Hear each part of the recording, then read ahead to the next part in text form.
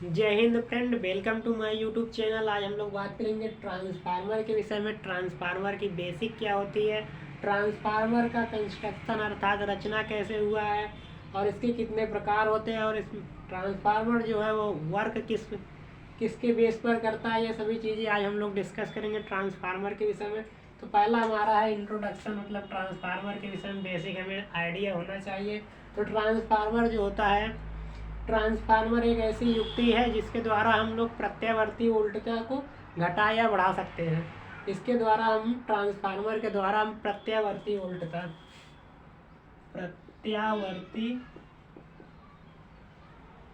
Voltage को हम लोग घटा या बढ़ा सकते हैं। ट्रांसफार्मर एक ऐसी युक्ति है जिसके द्वारा हम लोग प्रत्यावर्ती वोल्टेज को घटा या बढ़ा सकते हैं। इसके द्वारा हम लोग शक्ति को या पावर को नहीं घटा या बढ़ा नहीं सकते, केवल प्रत्यावर्ती वोल्टेज को ही घटा बढ़ा सकते हैं। और जो हमारा है ट्रांसफार्मर या अन्योन प्रेरण के सिद्धांत पर कार्य करता है, अर्थात इसमें एक कॉइल में अगर हम लोग चुंबकीय फ्लक्स में परिवर्तन करें तो दूसरे में EMF जनरेट हो जाता है, मतलब विद्युत वाहक बल उत्पन्न हो जाता है, जो कि अन्योन प्रेरण के सिद्धांत पर कार्य करता है। इसलिए ट्रांसफार्मर हमारा जो है अन्योन प्रेरण के सिद्धांत पर कार्य करता है। अब हम लोग बात करते हैं इसके कंस्ट्रक्शन के विषय में। तो ट्रांसफार्मर की जो कंस्ट्रक्शन है, इसमें एक नर्म लोहे का क्रोड होता है, उस पर जो तांबे का कापर का जो है विद्युत रोधी जो कापर का विद्युत रोधी जो होता है, उसकी जो प्राथमिक और द्वितीयक कुंडली के रूप में उस पर लपेटे होते हैं। ये प्राथमिक कुंडली को हम लोग प्राथमिक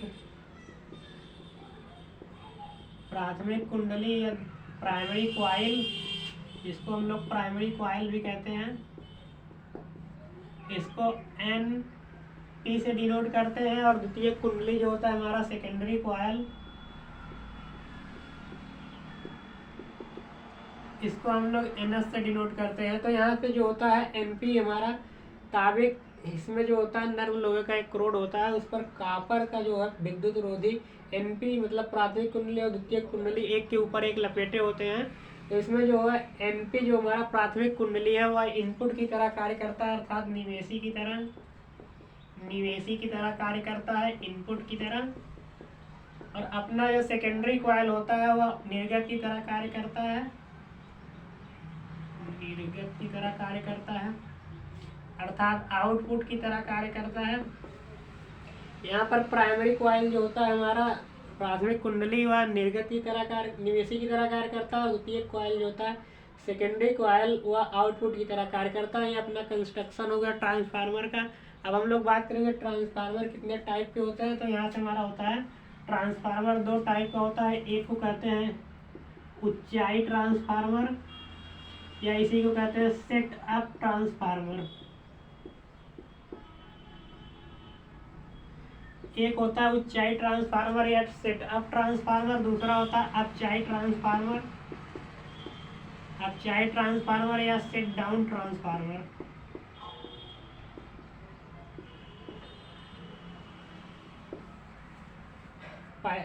ट्रांसफार्मर दो टाइप का होता है। हम लोग इसके टाइप के विषय में बात कर रहे हैं। टाइप दो होते हैं इसके, एक ऊंचाई ट्रांसफार्मर होता है, दूसरा अपचाई ट्रांसफार्मर होता है। इसको इंग्लिश में सेटअप ट्रांसफार्मर, इसको सेट डाउन ट्रांसफार्मर कहते हैं। सेटअप की मतलब ऊंचाई की हम लोग परिभाषा जानते हैं। तो इसमें जो होता है ऊंचाई ट्रांसफार्मर जो होता है हमारा, इसमें निम्न प्रत्यावर्ती वोल्टेज को उच्च में कन्वर्ट करता है।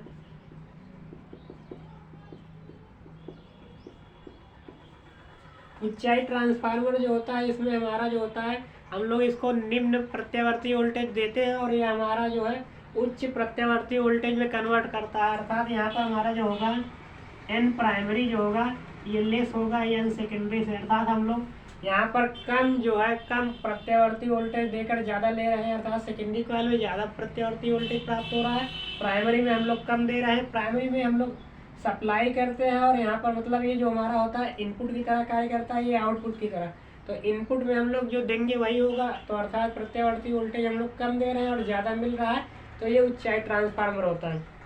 अब हम लोग इसको फिगर की तरह से कैसे समझ सकते हैं, जैसे हम लोग ऐसे लिया जाए, नंबर ऑफ कॉइल से हम लोग समझ सकते हैं इसको, इस टाइप से होगा और यहाँ से ये करोड़ लगा हुआ है और नीचे एक बना सकते हैं हम लोग इस टाइप से। तो यहाँ पर जो है प्राइमरी को हमें ऊंचाई ट्रांसफार्मर मतलब सेटअप में कैसे हम लोग पता कर सकते हैं, इसमें नंबर ऑफ कॉइल से कैसे पता कर सकते हैं। तो यहाँ पर देखिए, यदि हम लोग इसको NP कहें और इसको NS कहें, मतलब ये जो हमारा प्राइमरी कॉइल है और ये सेकेंडरी कॉइल है, तो यहाँ पर नंबर ऑफ ये जो कॉइल्स की संख्या, फेरों की संख्या यहाँ पर हमारे पास है 1 2 3 4 है, इसमें 1 2 3 4 5 है। तो यहाँ पर जो होगा हमारा ये सेटिस्फाई कर रहा है, इसको संतुष्ट कर रहा है, मतलब यहाँ पर 4 है नंबर फेरों की संख्या और इसमें 5 है। तो यहाँ पर NP की जो वैल्यू है NS से कम है, तो ये हमारा ऊंचाई ट्रांसफार्मर होगा। और यही जब हम लोग यहाँ से हम लोग क्या कर देंगे, इसको NS कर दें और इसको NP कर दें, तो ये हमारा अपचाई ट्रांसफार्मर बन जाएगा। अपचाई ट्रांसफार्मर में क्या होता है कि हम लोग उच्च प्रत्यावर्ती वोल्टेज देते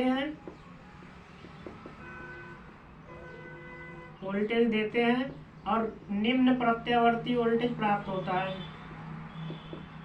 प्रत्यावर्ती वोल्टेज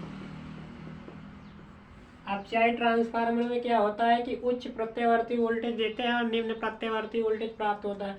अर्थात यहाँ से हमारा हो जाएगा NS जो होगा लेस होगा NP से। इसका मतलब क्या हो गया हमारा कि सेकेंडरी कॉइल जो होगा उसमें हम लोग यहाँ पर देखिए उच्च प्रत्यावर्ती वोल्टेज दे रहे हैं, अर्थात हम लोग प्राइमरी कॉइल में ज़्यादा वोल्टेज दे रहे हैं और यहाँ पर सेकेंडरी कॉइल में हमें ज़्यादा कम वोल्टेज प्राप्त हो रहा है, जिसके कारण इसको हम लोग अपचाई ट्रांसफार्मर कहते हैं। इसको इंग्लिश में सेट डाउन ट्रांसफार्मर कहते हैं। अब हम लोग इसमें अगला हमारा टॉपिक है वर्किंग प्रोसेस क्या होगा। वर्किंग प्रोसेस में क्या करेंगे हम लोग, जब यहाँ पर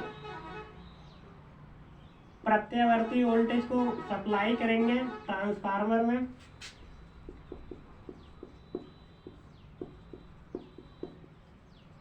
जब हम लोग प्राइमरी कॉइल में प्रत्यावर्ती वोल्टेज को देंगे तो हमारे पास क्या होगा, प्राइमरी कॉइल में हम लोग प्राइमरी कॉइल जो अपना होता है वो इनपुट की तरह कार्य करता है। तो प्राइमरी कॉइल में जब हम लोग प्रत्यावर्ती वोल्टेज देंगे तो हमारे पास जो होगा चेंज इन मैग्नेटिक फ्लक्स, तो हमारा जो चुंबकीय फ्लक्स होगा उसमें परिवर्तन होगा। और परिवर्तन क्या होगा, अगर हम लोग ट्रांसफार्मर को एक आइडियल ट्रांसफार्मर कंसीडर करें, आइडियल ट्रांसफार्मर, अगर अपना ये ट्रांसफार्मर एक आइडियल ट्रांसफार्मर है, अर्थात ऐसे भी कुछ आइडियल होता नहीं, ना ही आइडियल गैस होता, कुछ भी नहीं होता, बस हम लोग कंसीडर कर रहे हैं कि आइडियल अगर ये ट्रांसफार्मर हो, तो यहाँ क्या होगा कि प्राइमरी कॉइल में जो अपना होगा, प्राइमरी कॉइल में जो रेजिस्टेंस होगा, रेजिस्टेंस की वैल्यू 0 होगी। प्राइमरी कॉइल में जब रेजिस्टेंस की वैल्यू होगी तो हम लोग जब प्रत्यावर्ती वोल्टेज सप्लाई किए हैं तो क्रोड पर होगा और क्रोड से वह दोनों पार्ट में डिवाइड होकर प्राइमरी कॉइल पे और सेकेंडरी कॉइल दोनों पर जाएगा, जिसके कारण हम लोग यहाँ से अगर हम लोग प्राइमरी कॉइल का अगर सेल्फ इंडक्टेंस निकालें, स्वप्रेरण गुणांक, यदि हम लोग प्राइमरी कॉइल का सेल्फ इंडक्टेंस निकालें तो क्या हो जाएगा, E इक्वल टू होगा माइनस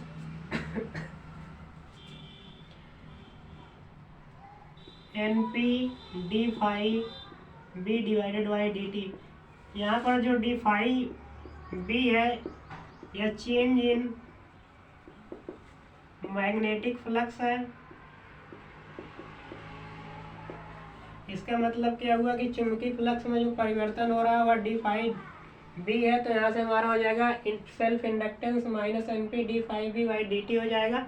और ये जो होता है ये निगेटिव साइन क्या शो कर रहा है यहाँ पर, ये हमारा जो फैराडे का सेकेंड नियम है उसके अकॉर्डिंग होता है कि फैराडे के सेकंड नियम के अकॉर्डिंग होता है ये माइनस, क्योंकि यहाँ पर जो चेंज इन फ्लक्स में इकाई समय में चुंबकीय फ्लक्स में परिवर्तन की दर जो ऋणात्मक होती है, ये फैराडे के नियम के अकॉर्डिंग होता है। और अगर हम लोग सेकेंड की बात करें, म्यूचुअल इंडक्टेंस अर्थात अन्योन्य प्रेरण निकालें, द्वितीय कुंडली में अन्योन्य प्रेरण निकालें तो हो जाएगा हमारा इक्वल टू, ये हमारा प्राइमरी के लिए था या सेकेंडरी के लिए होगा, ES minus NS d∅B divide by dt। इसको इक्वेशन फर्स्ट, इसको सेकेंड कंसीडर करें तो इक्वेशन फर्स्ट और सेकेंड से क्या हमें मिल जाएगा, EP सेकेंड को फर्स्ट से डिवाइड कर दे तो क्या हो जाएगा, ES divided by EP equal to NS divided by NP हमें मिल जाएगा। नेगेटिव नेगेटिव से कैंसिल हो जाएगा तो हमारे पास ये वैल्यू मिलेगी। और अब हम लोग कंसीडर किए थे कि हमारा जो ट्रांसफार्मर हो एक आइडियल ट्रांसफार्मर हो, तो आइडियल के लिए क्या हो जाएगा, हमारा जो होगा ये जो NS होगा या NP VS के बराबर होगा और NP जो होगा वह VP के बराबर होगा। इससे क्या हो जाएगा कि हमारा जो वैल्यू मिल जाएगा इसके अकॉर्डिंग हो जाएगा ES, ये E है, ES divided by EP equal to NS divided by NP equal to VS divided by VP। इसी रेशियो को हम लोग परिणमन अनुपात कहते हैं, परिणमन अनुपात, जिसको इंग्लिश में ट्रांसफॉर्मेशन रेशियो कहते हैं। ये हमारा हो जाएगा इसका वर्किंग प्रोसेस और ये हमारे रिजल्ट मिलेगा।